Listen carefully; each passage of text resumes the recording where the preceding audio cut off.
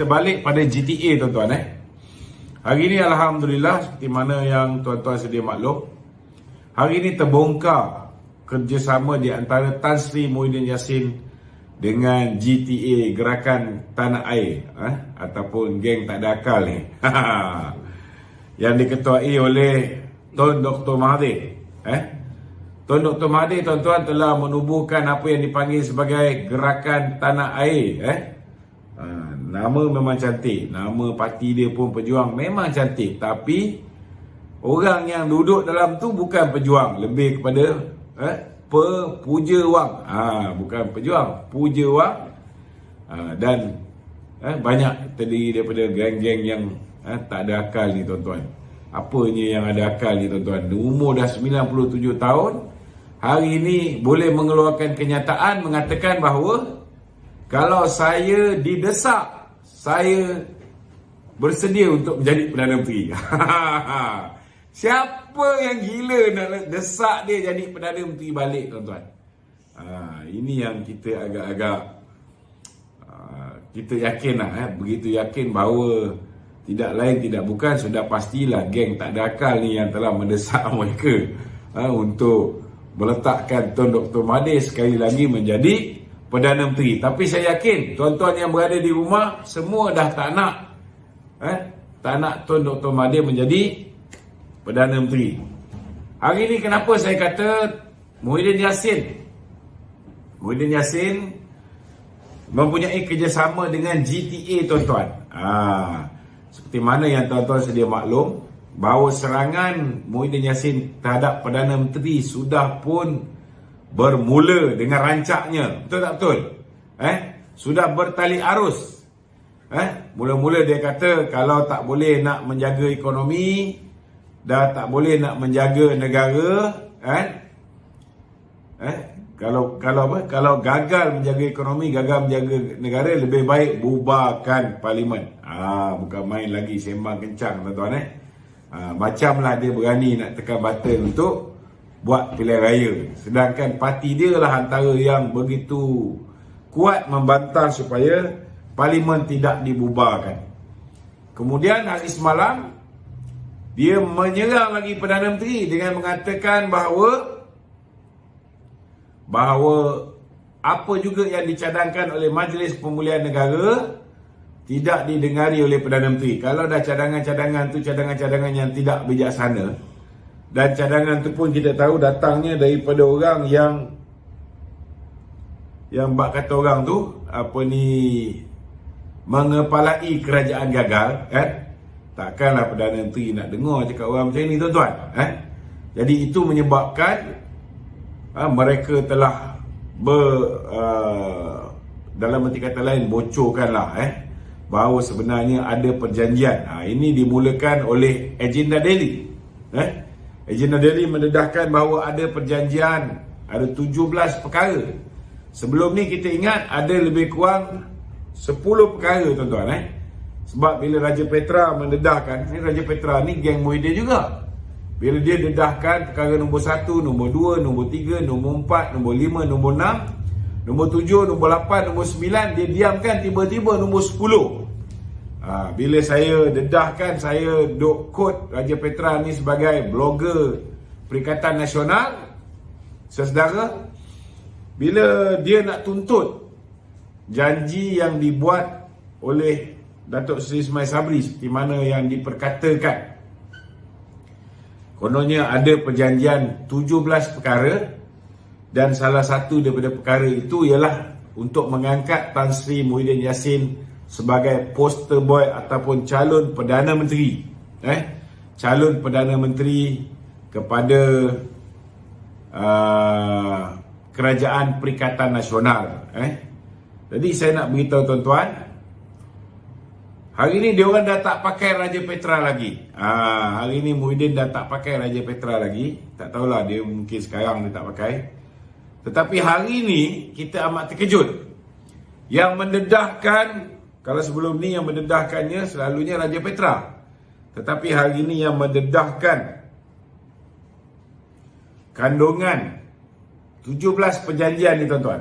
Tengok betul 17 perjanjian ni. Okey. Nampak tak simbol GTA kat bawah ni? Yang mendedahkan ini, saudara, hari ini ialah gerakan tanah air. Maknanya, saudara, Muhyiddin dia tak berani nak dedahkan benda ni.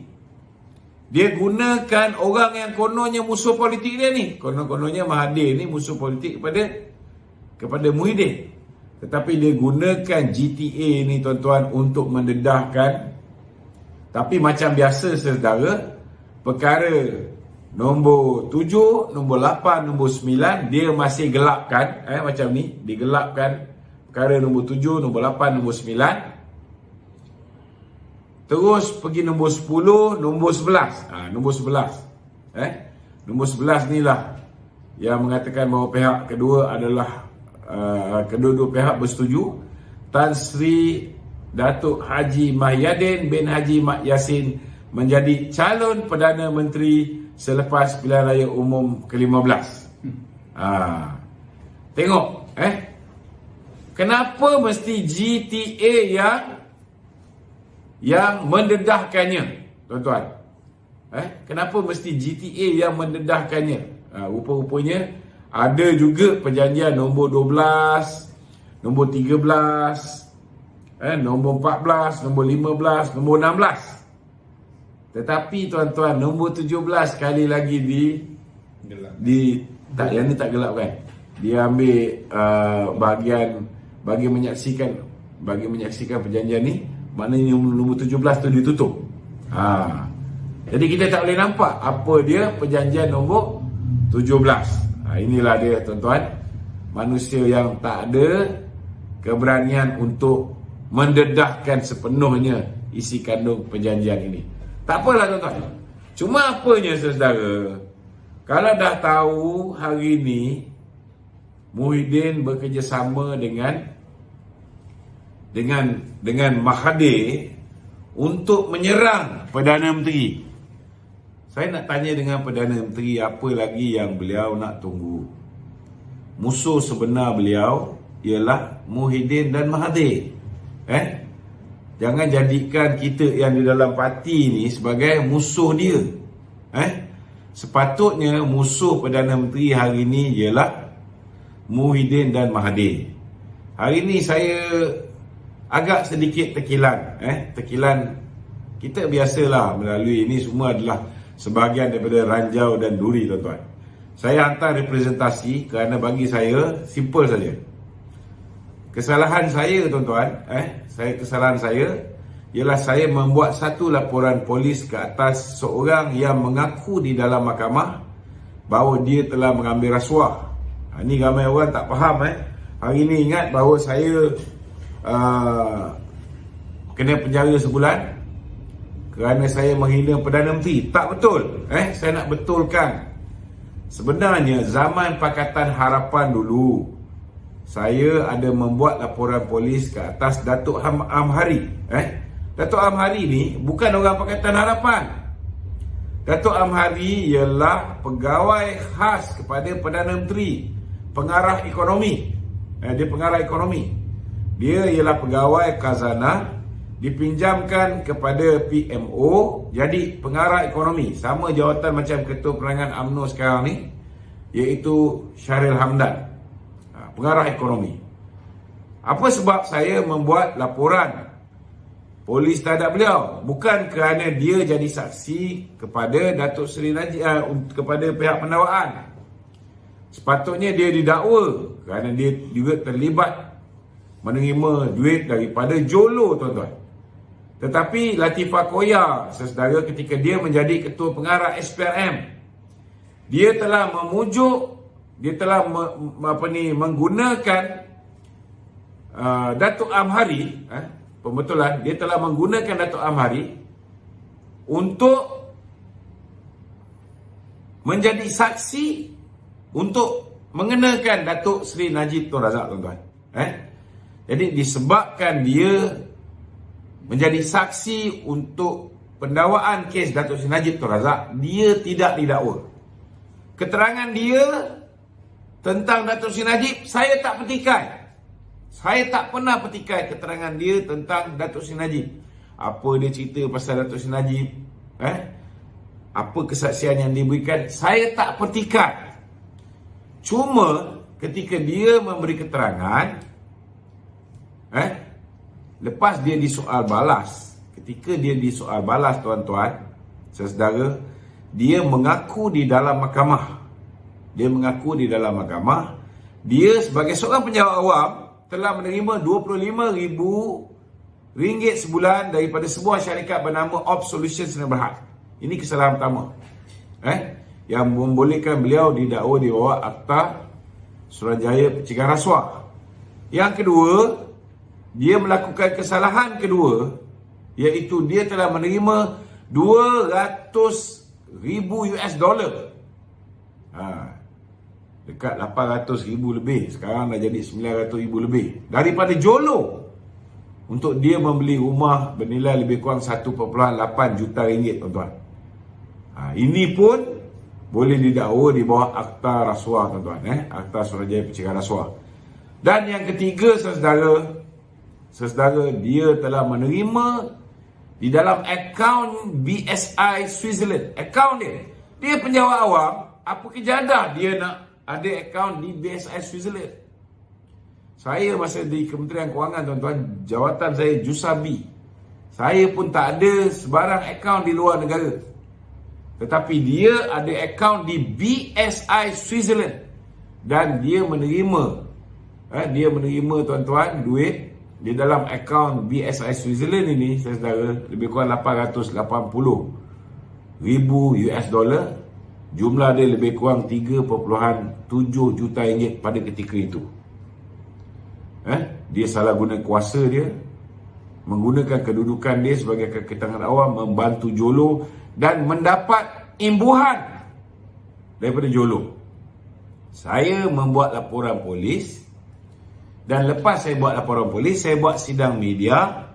Saudara, saya buat sidang media untuk menceritakan laporan polis yang saya buat ke atas Datuk Ahmari. Kerana saya beranggapan dia orang yang mendapat manfaat, dia membantu Jolo menyelewengkan duit 1MDB, tiba-tiba Datuk Najib yang menjadi mangsa. Jadi itu sebab saya buat laporan polis. Saya tak ada niat nak ugut dia, saya tak ada niat nak menakut-nakutkan dia. Itu sebab saya tunggu sampai dia selesai bagi keterangan. Kemudian Peguam Datuk Seri Najib selesai soal balas dia, barulah saya buat report polis, tuan-tuan. Ini. Tapi malangnya, disebabkan report polis saya itu, Latifah Koya pada ketika itu telah pun mengemukakan surat tunjuk sebab kepada saya kenapa saya tidak boleh dihukum penjara atau denda, kerana saya telah menghina mahkamah dengan mengugut saksi, kononnya. Jadi kes ni dah dibicarakan dan hakim di Mahkamah Tinggi telah menjatuhkan hukuman penjara kepada saya sebanyak 1 bulan penjara. Walaupun ini kes pertama, tuan-tuan, bond jaminan saya pun 3,000 je, tapi saya kena 1 bulan penjara. Jadi hari ini di Mahkamah Rayuan, peguam saya telah merayu supaya hukuman penjara ni digugurkan, kerana peguam saya berpendapat bahawa tidak ada langsung unsur mengugut. Kalau saya mengugut Amhari, sudah pastilah Amhari dah buat report polis. Tak ada. Sudah pastilah Amhari ada komplain. Tak ada juga. Saya hanya membuat laporan polis, dan tadi dalam mahkamah dijelaskan, dibacakan panjang lebar. Hakim pun nampak macam bersetuju bahawa kenyataan yang saya keluar itu fair comment. Dan hakim bertanya tadi, di manakah kenyataan yang mengatakan bahawa saya telah menghina mahkamah tu? Tapi tidak dispesifikkan. Tidak dispesifikkan. Cuma diungkapkan keseluruhan kenyataan di dalam affidavit yang disediakan oleh pihak SPRM itu adalah membuktikan saya telah melakukan intimidation dan melakukan contempt of court ataupun menghina mahkamah. Jadi atas alasan itulah tadi Datuk Seri Tan Sri Shafie Abdullah telah membela saya, dan insya-Allah pada 3/10 ini kes ini akan disebut kes management untuk menentukan tarikh jatuh hukum. Sama ada saya bersalah ke, saya kena kena denda, dikekalkan, dipenjarakan ke. Dan hari ni saya sedikit terkilat, dah lah ini kesalahan pertama, terus kena 1 bulan penjara hanya kerana saya report polis, kerana saya tak mahu orang yang menerima rasuah dibebaskan. Sebaliknya, bila dia bekerjasama dengan Latifah Koya untuk mengenakan Datuk Seri Najib, Datuk Seri Najib pula yang kena, dia yang terang-terang dah mengaku melanggar 3 perkara. Terima duit daripada absolution tiap bulan, terima duit jolo $200,000, terima duit daripada jolo 3.7 juta. Orang ni boleh terlepas, tuan-tuan. Jadi itu sebab apa juga keputusan yang saya sedihnya hari ini, pihak DPP telah meminta supaya saya dikenakan setidak-tidaknya 3 bulan penjara. Maknanya 1 bulan penjara yang Mahkamah Tinggi kenakan kepada saya tu tak cukup, dia kata kena tambah jadi 3 bulan penjara. Inilah dia, saudara. Kita tak boleh nak cakap apa. Kita serah kepada hakim. Semoga hakim membuat keputusan yang terbaik. Apa pun saya reda lah, tuan-tuan. Apa juga keputusan. Kerana yang penting sekali, tuan-tuan, saya dihukum bukan kerana saya menerima rasuah. Saya dihukum kerana saya melaporkan Amhari mengaku di dalam mahkamah dia terima rasuah. Jadi kalau kerana itu saya dipenjarakan, saya reda lah. Yang penting rakyat buka mata. Tak apalah kita duduk penjara, tetapi kita harap rakyat buka mata. Di mana letaknya keadilan kalau benda macam ni berterusan, tuan-tuan. Kalau saya betul-betul mengugut, itu sebab tadi peguam saya mengatakan dia ada bagi contoh-contoh kes. Tapi tahulah media-media yang dikuasai oleh orang tertentu ni tak pernah cerita baik, banyak cerita yang tak baik je. Tak kisahlah, kita reda. Ini masa dia berkuasa, biarlah. Dia nak tulis apa pun dia tulislah. Tapi tadi Datuk Tan Sri Shafie mempersoalkan di mana letaknya contempt of court itu. Adakah saya telah mengganggu saksi secara fizikal? Tak ada. Adakah saya melakukannya di dalam mahkamah? Tak ada. Saya hanya membuat laporan polis yang mana ianya dibolehkan sebagai seorang Presiden Pemantau Malaysia Baru dulu, dan juga Presiden Laskar Cyber yang kerja kita memang memantau kerajaan Pakatan Harapan dulu. Tak ada sebab, tuan-tuan, saya tak boleh membangkitkan perkara-perkara berhubung dengan integriti, berhubung dengan salah guna kuasa, berhubung dengan rasuah dan sebagainya. Itu memang kerja saya sebagai Presiden Pemantau Malaysia Baru. Jadi apa juga keputusan yang akan ditentukan oleh hakim, kita reda je lah, tuan-tuan. Kita reda. Kita harap Allah Ta'ala melindungi kita. Saya rayu sahabat-sahabat, doakanlah semoga kita lepas kes ni, insyaAllah. Okey.